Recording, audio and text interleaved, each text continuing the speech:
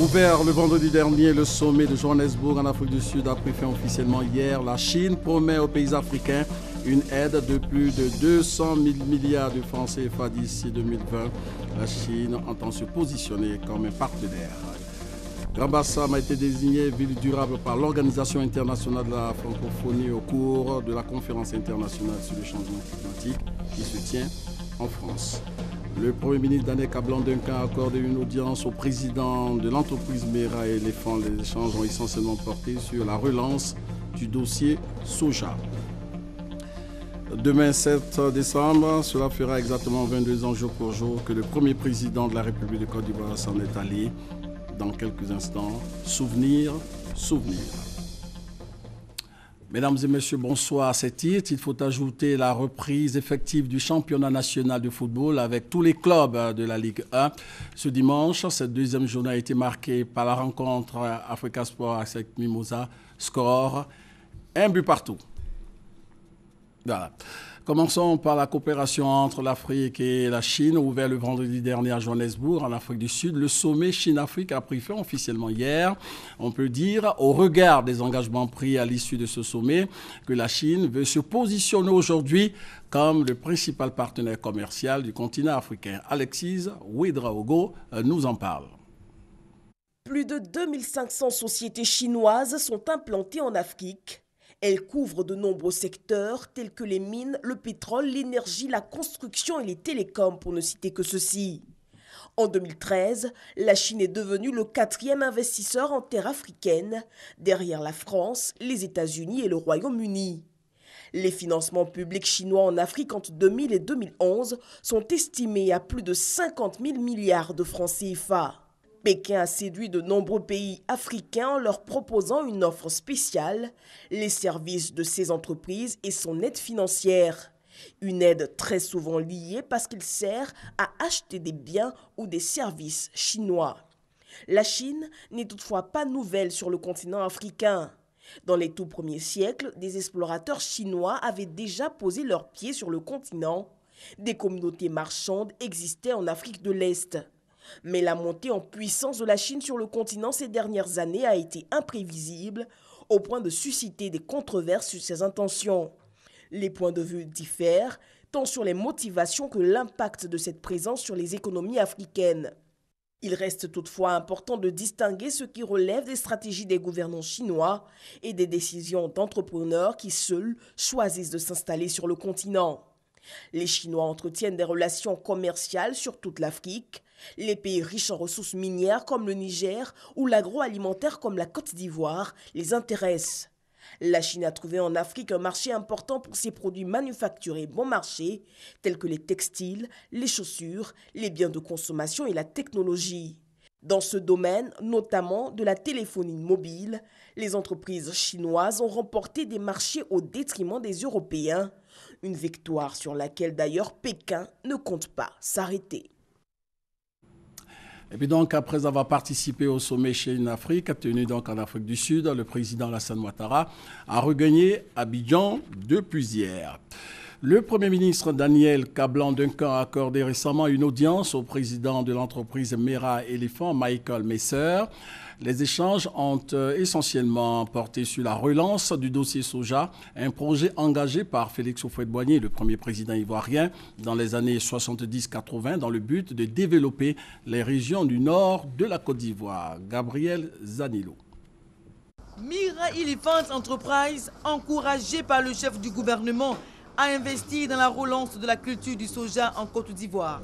Reçu en audience par Daniel Kablan-Duncan, le président du groupe Mera Elephant Enterprise s'apprête à effectuer toutes les études nécessaires pour démarrer la culture du soja à Touba, dans la région du Bafoum, au nord du pays.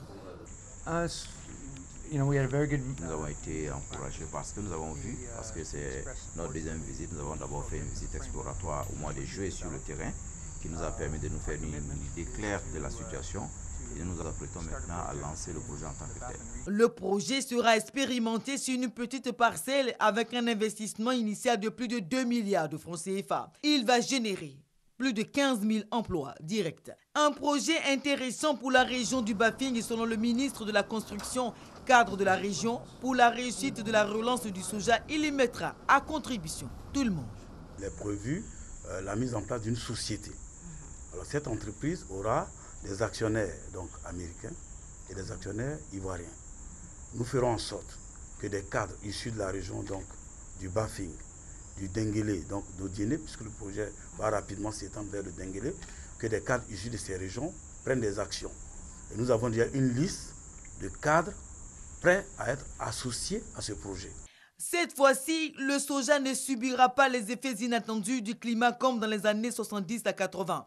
La variété de soja qui sera cultivée s'accommode bien au changement de saison. Le projet soja avait été initié dans les régions de Touba et d'Odiéné. Mais une grande sécheresse imprévue dans le nord de la Côte d'Ivoire avait contribué à faire échouer le projet.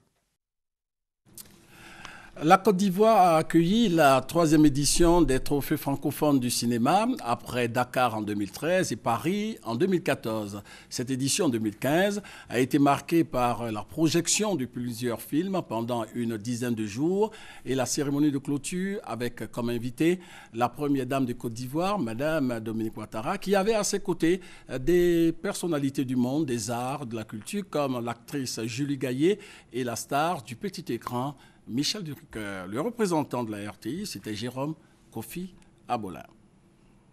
Il est pratiquement 20h ce samedi 5 décembre 2015 quand la première dame de Côte d'Ivoire, Dominique Ouattara, prend place au Palais de la Culture pour assister à la cérémonie de remise de trophées. Une cérémonie marquant la 3e édition des Trophées francophones du cinéma, la présence de la première dame avec à ses côtés plusieurs autres personnalités saluées par le ministre ivoirien de la Culture et de la Francophonie, Maurice Kwaku Bandama. Une présence qui pour lui rehausse à juste titre ce rendez-vous destiné à célébrer le cinéma francophone. Au nombre des prix distribués à cette occasion, le super prix, c'est-à-dire le trophée francophone du long métrage de fiction arraché par le film Timbuktu, le tout dans une ambiance de gaieté bien appréciée par la première dame de Côte d'Ivoire. C'était une soirée magnifique comme vous avez pu le voir et je voudrais vraiment féliciter les organisateurs et également nos invités d'honneur, en l'occurrence Madame Julie Gaillet, Monsieur Michel Drucker et Monsieur Abdurrahman Sissako. C'était vraiment une très belle soirée et j'espère que l'année prochaine elle aura également lieu à Abidjan.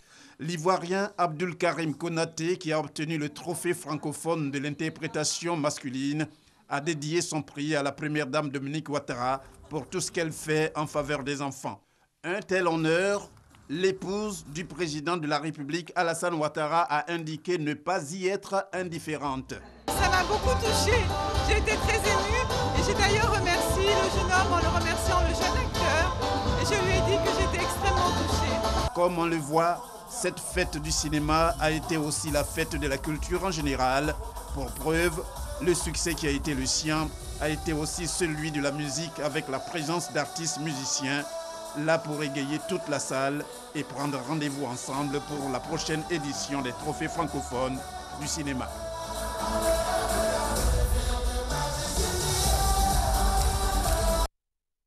Voilà le compte-rendu de Jérôme Kofi Abola. L'actualité, toujours dominée par la COP 21, la 21e conférence des parties de la Convention cadre des Nations Unies sur les changements climatiques. Cette conférence, il faut le dire, est une échéance cruciale puisqu'elle doit aboutir à un nouvel accord international sur le climat. La COP 21 a donc un objectif à atteindre, celui d'obtenir de la communauté internationale, pays développés comme pays en développement, un engagement ferme de maintenir le réchauffement mondial en dessous de 2 degrés Celsius. La Côte d'Ivoire participe à ce grand rendez-vous, un rendez-vous marqué par la désignation du Grand Bassam comme ville durable par l'Organisation internationale de la francophonie. Cette ville historique et ancienne capitale de notre pays, de 1893 à 1900, va maintenant être accompagnée financièrement par l'OIF et ses partenaires au développement. Le témoignage de notre envoyé spécial à Paris, Kwasi Mamadou. La ville de Grand Bassam, patrimoine mondial de l'UNESCO, désormais ville durable. Cette localité va bénéficier du financement de son projet de développement durable, un projet qui prend en compte la résolution des problèmes écologiques et de lutte contre la pauvreté. Cette décision a été matérialisée par une signature de convention entre Georges Philippe Ezali, maire de la première capitale de la Côte d'Ivoire, et l'Organisation internationale de la francophonie, OIF. Une initiative qui s'inscrit dans le projet de la mise en œuvre d'un programme de développement durable à travers les villes de l'espace francophone. Les questions d'emploi des jeunes, les questions d'assainissement, les questions de traitement des déchets, etc. Et en face, on met donc des solutions possibles, notamment dans le cas de Bassam, de faire de Bassam une ville touristique durable. Grand Bassam va être le modèle de ville durable au niveau de la francophonie.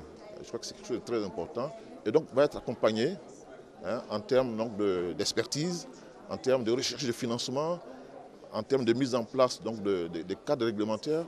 Dans cet accord, l'Organisation internationale de la francophonie s'engage à soutenir la ville de Grand Bassam dans la réalisation de plusieurs projets de développement durable. Et la région bruxelloise, partenaire de l'OIF, s'engage à accompagner Grand Bassam dans la mise en œuvre de ce projet.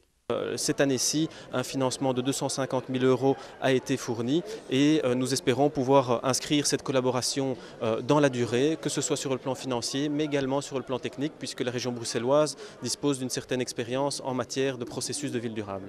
La région bruxelloise a été très séduite par ce processus. On pense qu'il y a beaucoup d'enjeux dans le domaine des villes durables en Afrique et des initiatives pilotes comme celle-ci méritent d'être soutenues, d'être valorisées, parce que ça permet de répondre à de réels besoins en termes d'urbanisation, en termes d'accès à l'énergie, en termes d'adaptation et d'atténuation au changement climatique. Et donc nous sommes ravis de pouvoir soutenir et valoriser ce type d'initiative. Ce sont 5 villes pilotes qui seront retenues. Et la ville de Grand Bassam est la toute première à concrétiser cet accord qui sera porté sur plus de 10 milliards de francs CFA pour le bien-être de la population de la première commune de Côte d'Ivoire. La pollution de l'air par les gaz d'échappement des moteurs de véhicules constitue une menace sur la planète selon les spécialistes de l'environnement. Au moment où se tient à Paris la COP21, notre reporter Serge Kolia revient sur ce sujet important. La pollution de l'atmosphère liée aux gaz d'échappement des moteurs diesel ou essence constitue une des menaces permanentes sur la santé des populations. Chaque jour, des milliers de véhicules laissent échapper des centaines de polluants qui fragilisent le système respiratoire, notamment des enfants et des personnes âgées. Ces gaz provoquent des maladies respiratoires. Les études montrent également qu'il y a des maladies qui sont comme le cancer, qui sont dues aux échappements des véhicules. La pollution atmosphérique touche toute la planète. Dans le monde, il y a entre 1,5 à 6 millions de décès qui sont dus à la pollution atmosphérique. Spécifiquement, en ce qui concerne les décès provenant de la pollution due au gaz d'échappement des véhicules, c'est estimé à près de 1,5 million dans l'année. La COP21, la conférence mondiale qui se tient en ce moment à Paris, sera certainement l'occasion pour les experts de se pencher sur cette pollution de l'air qui fait des morts tous les jours sur la planète. Restons toujours dans notre environnement, mais cette fois pour faire le point de la 3e rencontre du comité de pilotage du corridor écologique entre la Côte d'Ivoire et le Libéria. Cette rencontre a pour objectif de créer un corridor reliant le parc national des Tailles aux forêts classées du Libéria. Des précisions avec Herman. Un corridor écologique entre la Côte d'Ivoire et le Libéria. Il vise à créer un espace forestier reliant les deux pays. Il s'agit de favoriser le déplacement des animaux dans les deux zones. Les animaux, quand ils sont dans un milieu, quand ils sont confinés, il y a un problème de consanguinité qui se met en place. Donc pour permettre un déplacement des populations entre le Libéria et la Côte d'Ivoire, nous sommes en train de réfléchir avec nos collègues du Libéria pour mettre un corridor écologique, c'est-à-dire un espace qui permettra aux animaux de se déplacer sans pourtant détruire les plantations des populations qui vivent à la périphérie. Nous travaillons sur le corridor Taï-Grebo entre la Côte d'Ivoire et le Libéria. Donc nous travaillons sur ce corridor pour améliorer la biodiversité qui est importante pour les deux pays. Donc seul on ne peut pas le faire, il faut les deux pays ensemble pour arriver à un bon résultat. C'est un jumelage entre les forêts de la Côte d'Ivoire et du Libéria. Il concerne le parc national de Taï pour la Côte d'Ivoire et les forêts classées de Grebo et de Sabo pour le Libéria. Ces forêts sont très proches par leurs frontières naturelles. Le corridor écologique entre la Côte d'Ivoire et le Libéria est une initiative de la Fondation Chimpanzé. Il vise à protéger les animaux de ces forêts contre le braconnage. Il va permettre d'éviter aussi un contact entre les hommes et les animaux de brousse en cette période de lutte contre la fièvre hémorragique à virus Ebola. La Côte d'Ivoire est désormais libérée de la poliomyélite. L'Organisation mondiale de la santé se félicite des efforts déployés pour lutter efficacement contre la maladie à travers la vaccination. Au nombre des partenaires du gouvernement, on peut citer le Rotary International. L'organisation fait preuve d'un engagement mondial depuis des décennies dans la lutte contre la maladie. Serge Coléa nous en parle. La Côte d'Ivoire débarrassée de la poliomyélite. La Commission régionale pour la certification et l'éradication de la maladie a déclaré le pays libre de polio. L'information rendue publique par la ministre de la Santé et de la lutte contre le sida satisfait au plus haut point le Rotary International. C'est un succès qui appelle l'admiration de tous. D'abord, le gouvernement ivoirien, les partenaires étaient mobilisés à chercher les fonds, les Rotariens. Tous les ans, l'aide des cotisations pour le fonds polio. Depuis une trentaine d'années, les Rotariens ont fait de l'éradication de cette maladie un projet mondial. C'est une vision qui remonte pour les Rotariens en 1979, où le Rotary Club de Manille a entrepris pendant 5 ans une campagne de vaccination en partenariat avec l'Organisation mondiale de la santé. Et devant le succès éclatant de cette initiative, le Rotary International a décidé d'en faire un projet mondial. Des milliards de dollars ont été injectés dans l'achat de vaccins et l'organisation de campagnes de vaccination, en moyenne 4 à 5 fois dans l'année. Le Rotary a investi 1,2 milliard de dollars. En Côte d'Ivoire, c'est 10 milliards de francs CFA qui ont été injectés depuis 1987. Aujourd'hui, les résultats sont palpables. Sur 125 pays endémiques, 123, dont la Côte d'Ivoire, sont libres de polio. Le Rotary International a été un élément central dans les efforts déployés pour éradiquer en Afrique la poliomyélite. Grâce à cette initiative mondiale, le slogan « Bouter la polio hors de l'Afrique et même du monde » est devenu une réalité. Parlons maintenant de formation par la réponse à cette interrogation. Comment concevoir un projet rentable, mais surtout bancable? La question était au centre d'un atelier qui avait pour thème « Suivi, évaluation et partage d'expériences ». Au nombre des participants figuraient en grande partie des auteurs et diplômés en gestion d'entreprise. Grace Kando. Développer le secteur privé, santé, éducation, formation et être acteur de développement durable, ce sont là les projets clés de l'atelier de formation organisé par l'Association des auteurs et diplômés en management de projets du campus Senghor ADMP. Nous avons échangé avec les participants sur l'importance du suivi des projets et des programmes de gouvernement parce que par manque de suivi, beaucoup de programmes n'ont pas commencé et ceux qui ont commencé n'ont pas abouti et ceux qui ont abouti n'ont pas été reprogrammés parce que tout simplement les programmes ne sont pas suivis. Suivi, évaluation et partage d'expériences, thème choisi pour ce deuxième rendez-vous qui a vu la remise d'attestations aux différents responsables d'entreprise. Ça nous a permis d'être édifiés sur le suivi et évaluation d'un projet. Une autre chose, c'est de faire un projet, une autre chose, c'est de pouvoir le suivre. Et ça, j'ai été vraiment très édifié. Créée le 9 août 2014, l'Association des auteurs et diplômés en management de projets du campus Senghor est une initiative des diplômés de ce secteur délocalisés en Côte d'Ivoire.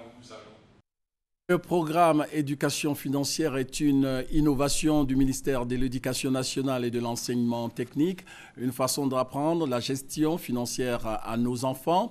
Le coordonnateur de ce programme éducation financière, Félix Yaokwasi, était l'invité du magazine du dimanche au journal de 13h, présenté par Fatou Fofana, un extrait de son intervention. Le programme éducation financière du ministère de l'Éducation nationale est mis en route depuis 3 ans maintenant. Et il vise à accompagner, à encadrer donc les enseignants dans la prise de décisions financières avisées pour notamment déjouer les pièges de l'endettement et du surendettement. Ce programme contribue véritablement à asseoir la bonne gouvernance. Si chacun, effectivement, apprend à gérer correctement ce qu'il a, c'est sûr qu'il saura gérer correctement ce qu'on mettra à sa disposition comme budget dans le cadre de sa fonction, d'un projet. De plus en plus, nos enfants accèdent aux questions d'argent très tôt. Déjà à partir de 14 ans, les enfants rencontrent déjà les premiers petits boulots. Et si nous ne les encadrons pas très tôt, ce sont des phénomènes tels que la cybercriminalité qui vont se développer parce que les enfants feront la connaissance des questions d'argent par eux-mêmes. Il faut les encadrer. Et c'est pour cela que nous pensons que très tôt, si nous leur donnons donc ces possibilités, ces compétences, les enfants grandiront avec de bonnes habitudes.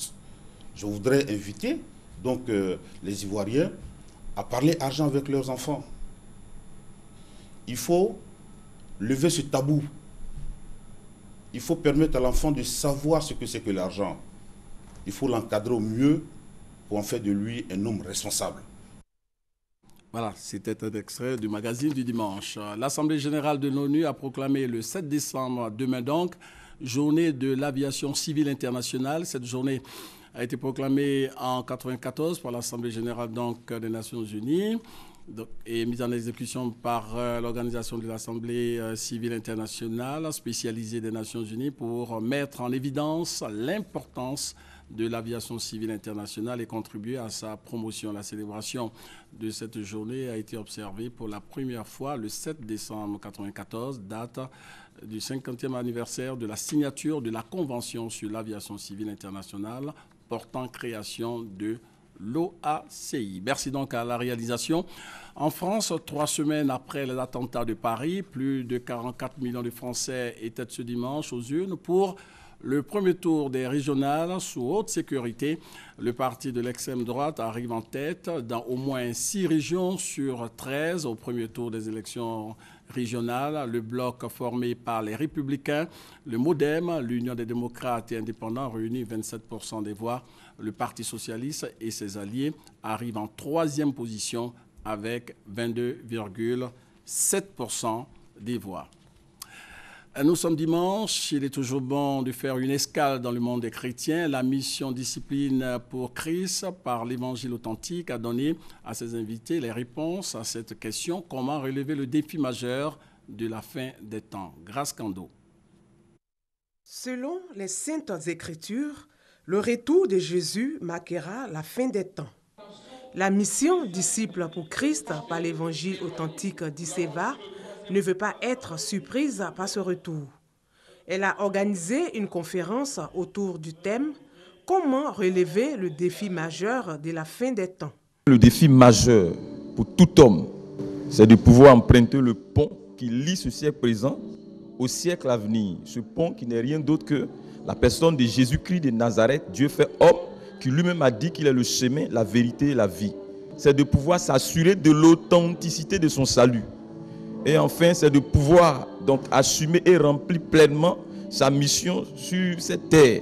Faire connaître l'Évangile et toucher toutes les personnes qui ne sont pas encore en Christ est tout le sens de cette conférence. Dans le monde, il y a des violences partout, il y a des intempéries qui font des dégâts et l'homme est troublé et il ne sait pas à quel sein se vouer. Qu'est-ce que l'homme doit faire en ce moment précis pour avoir la paix, pour avoir la vie, pour avoir le salut? Et je pense que le salut se trouve en notre Seigneur Jésus-Christ de Nazareth. Alors nous devons travailler à ce que son évangile soit porté jusque dans les hameaux les plus reculés. Dans le monde où nous sommes, le monde où le mysticisme, le fétichisme, la sorcellerie prend de l'ampleur. Fondée il y a 8 ans, la DICEVA s'est donnée pour vision de bâtir des disciples, des hommes et des femmes responsables, vecteurs de paix et de réconciliation dans leur environnement. Le 2e numéro de DDF, Dimanche de foot, c'est tout à l'heure à partir de 22h. L'animatrice Cathy Touré est déjà en studio. Bonsoir Cathy. Bonsoir David. Alors, Bonsoir quels seront les principaux sujets? Tout à l'heure, sur le coup de 22 h sur RTI 1, nous aurons, vous l'avez dit, le deuxième numéro de DDF Dimanche de foot. Et au sommaire, on va retrouver donc la Ligue 1 qui a repris ses droits après une première journée ratée du fait de plusieurs forfaits. Nous irons aussi à l'encontre de Seydou Doumbia, vous le connaissez, cet éléphant de Côte d'Ivoire qui fait partie donc de la sélection nationale, mais vous ne savez pas d'où il vient. Si vous voulez savoir, connectez-vous dès 22 h. Nous irons également à la rencontre de Lassina Traoré pour le DOC Inter. Lassina Traoré qui, après des moments difficiles, revient en force avec son équipe de Monaco. Et nous irons aussi également pour voir tous les buts qui se sont donc déroulés au cours de ce week-end sur le plan international avec des nouvelles de nos internationaux. Cathy, est-ce qu'on peut dire que dimanche de foot ce soir est un rendez-vous à ne pas manquer? Absolument, David. Eh bien, nous disons à tous les téléspectateurs de se connecter à partir de 22 h sur RTI 1 pour des moments super, des moments extraordinaires de football avec la team DDF. Merci, Cathy. Demain, c'est le 7 décembre 2015. Cela fera exactement 22 ans, jour pour jour, que le premier président de la République de Côte d'Ivoire s'en est allé. Décédé donc le 7 décembre 1993, Félix Houphouët-Boigny reste dans la mémoire collective un homme politique de référence. Michel Digré.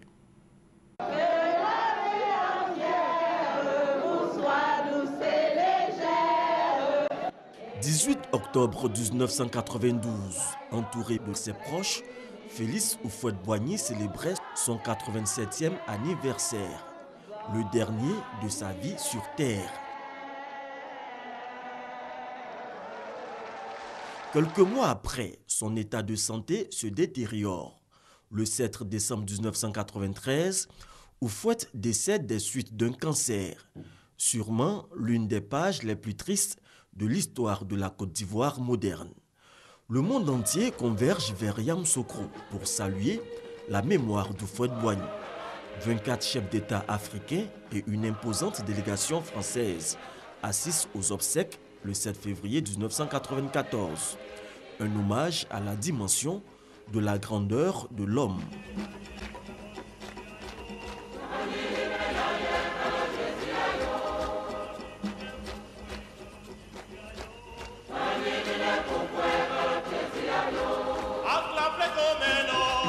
Successivement chef traditionnel, médecin, planteur, puis leader syndical, en 1945, Houphouët est projeté sur la scène politique après son élection comme député ivoirien en France.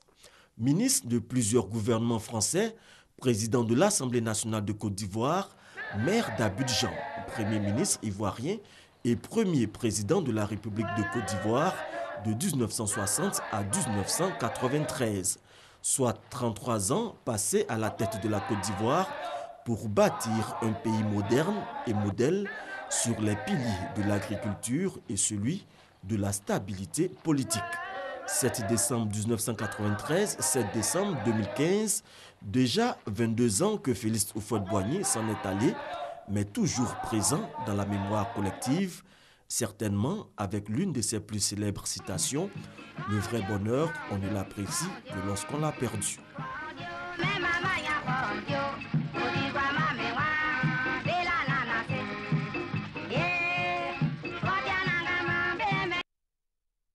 Voilà, à demain donc pour le souvenir de ce père fondateur de notre pays, Félix Houphouët-Boigny. C'est la fin de cette édition. Merci de nous avoir suivis. Bonne suite de programme sur RTI 1 et portez-vous bien.